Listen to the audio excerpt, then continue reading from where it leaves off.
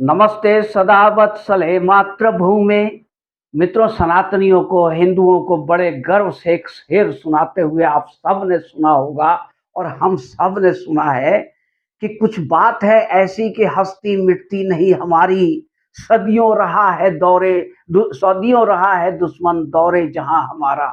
अब इनको कौन समझाए कि आपकी हस्ती मिटते मिटते कहाँ तक पहुंच गई है और आप सिमटते सिमटते कहाँ तक पहुंच गए हो।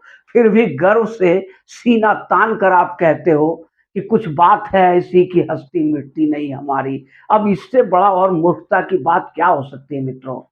आप मध्य एशिया से आपको खदेड़ा गया, म्यांमार से आपको खदेड़ा गया, अफगानिस्तान से आपको खदेड़ा गया, पाकिस्तान से आपको खदेड़ा गया, बांग्लादेश से आपको खदेड़ा गया और अब हिंदुस्तान में भी 9 राज्यों में आप अल्पसंख्यक हो गए हो और 200 जिलों में अल्पसंख्यक हो गए हो। ये तो है आपकी हस्ती की कहानी, जिसे बड़े गर्व से आप सुनाते रहते हो। साथियों, हिंदू पहले भी गाफिल था और आज भी गाफिल है। हाँ, कुछ परसेंट हिंदू जागे हैं।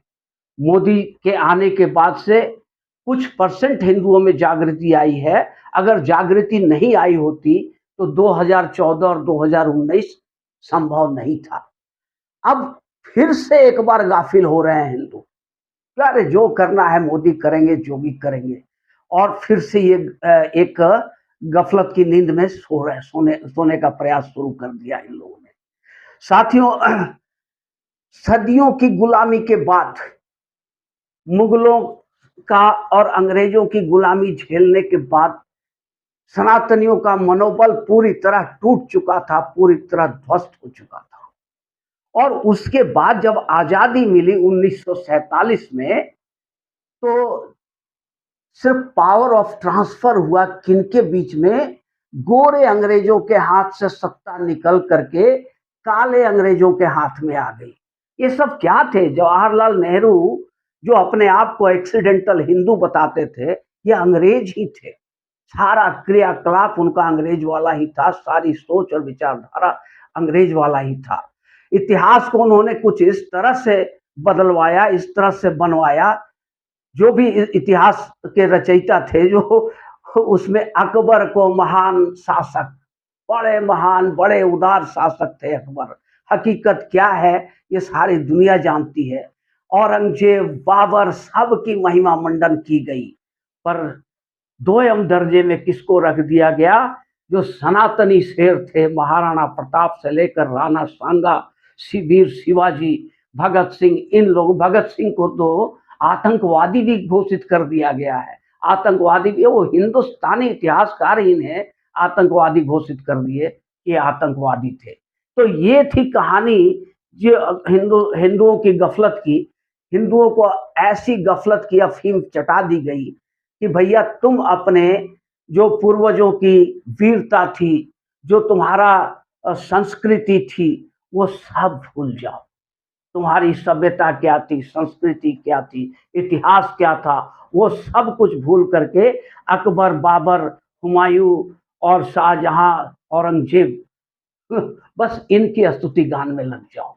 ये षड्यंत्र रचा गया। और इसमें सबसे बड़ा दोष अगर किसी का है, वो कहते हैं ना कि लम्हों ने खता की, सदियों ने सजा पाई।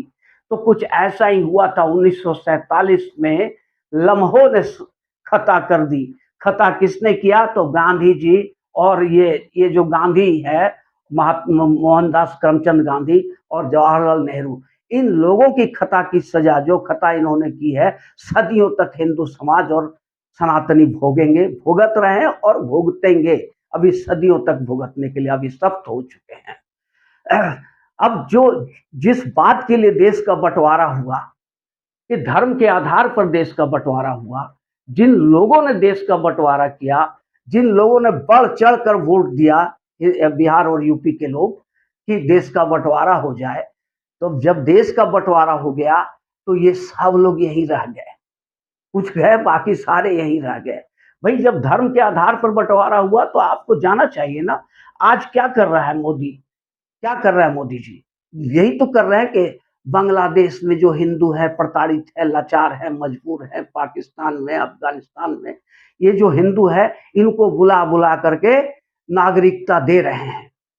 हिंदुस्तान में बसाया जा रहा है, नागरिकता दे रहा, और उसका भी विरोध यही लोग कर रहे हैं जो जो जबरदस्ती बैठे हुए हैं यहाँ पे, जो बंटवारे के बाद, जो बंटवारा के लिए जिम्मेवार थे और बंटवारे के बाद गए नहीं, वो भी वही लोग विरोध भी कर रहे हैं कि भाई इन लोगों को नागरिकता नहीं मिलनी चाहिए।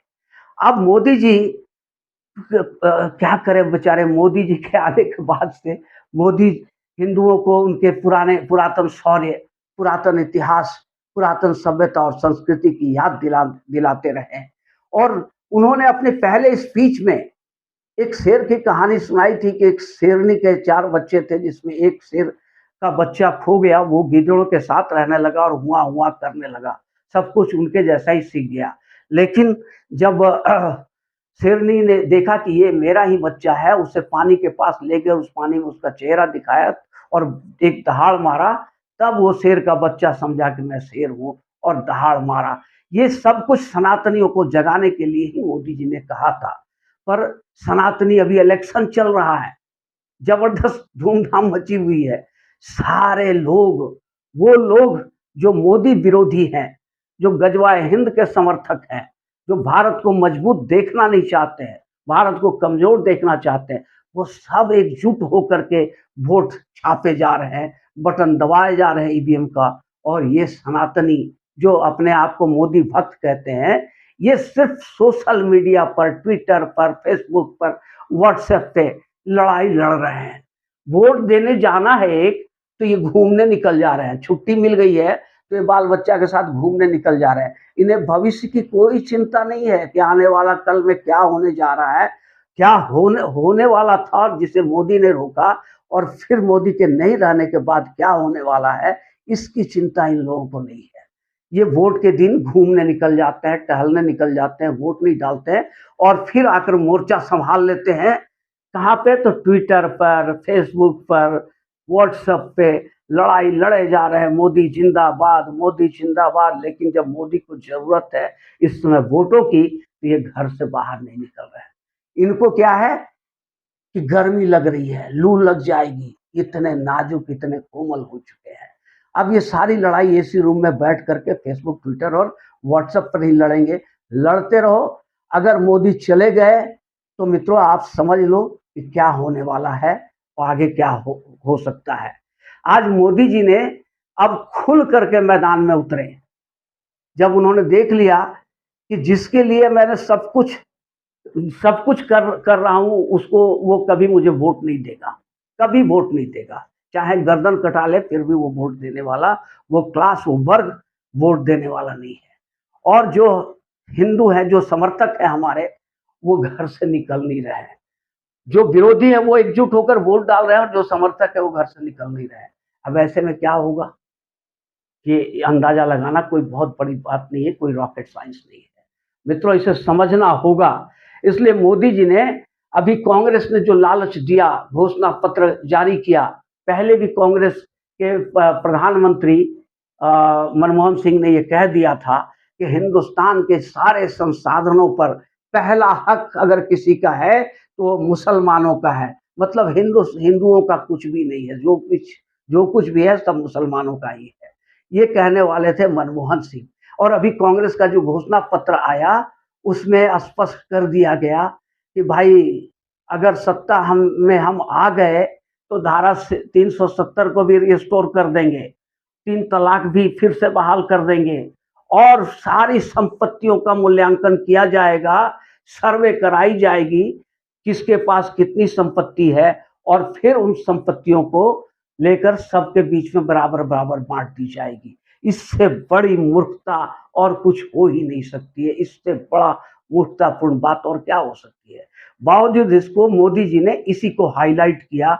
राजस्थान की जनसभा में उन्होंने बता दिया कि भैया देख लो, अगर आप नहीं जागते हो, नहीं वोट करोगे, तो कांग्रेस अगर आ गई तो आपके घर के सोना पर भी, आप जो पैसे कमा रहे हो, जो मेहनत कर रहे हो, मेहनत करके पैसे कमाते हो और जो संपत्ति इकट्ठा किया है, कांग्रेस अगर आ गई तो इसे सीज करके सर्वे करेगी और इसे सीज करके जो ज़्यादा बच्चे पैदा कर रहे हैं उनके बीच में बाँट देगी। ये क्या गलत कहा? कांग्रेस ने वक्फ बोर्ड का जो सिद्धांत बनाया, वक्फ बोर्ड का जो कानून बनाया, वो क्या था? कि मुसलमान अगर किसी भी संपत्ति पर अगर हाथ रख देंगे कि ये संपत्ति हमारी मेरी है, वक्फ की है, तो वो वक्फ की हो गई। अब उसकी सुनवाई किसी कोर्ट में, कचहरी में, हाई कोर्ट, सुप्रीम कोर्ट कहीं नहीं होगी।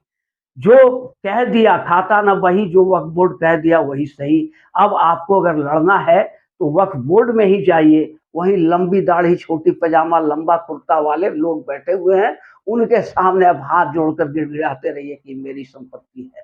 तो जब उन्होंने जानबूझकर आपकी संपत्ति को हड़प लिया तो वो छोड़ने वाले हैं। तो ये सारा खेल जो कांग्रेस ने खेला सिर्फ मुस्लिम तुष्टीकरण के लिए, और सारे दल सब सेकुलर हैं, सब अपने आप को सेकुलर, और एक मजाक का पात्र बन गया। जनता दल के पीछे एस लग गया कि जनता दल एस माने जनता दल सेकुलर, कांग्रेस एस माने कांग्रेस सेकुलर, हम एस माने हम सेकुलर। ये जो सेकुलरिज्म का भूत था, जो नशा चढ़ा हुआ था, धीरे धीरे उतर रहा, और इसी नशा को उतारने के लिए और मुस्लिम तुष्टीकरण के जो जोश में सारे दल लगे हुए हैं, उनका नकाब नोचने के लिए प्रधानमंत्री ने ऐसा स्टेटमेंट राजस्थान के जनसभा में दिया जिससे पूरी सियासत में बवाल मच गया है। इन लोगों का जो चेहरा था, विरोधियों का, विपक्षियों का, मुस्लिम तुष्टीकरण करने का, वो खुल करके सामने आ गया है। पूरी तरह मोदी जी ने नंगा कर दिया इन लोगों को। साथियों, वीडियो अगर आपको अच्छी लगी हो तो एक लाइक और चैनल को सब्सक्राइब जरूर करें।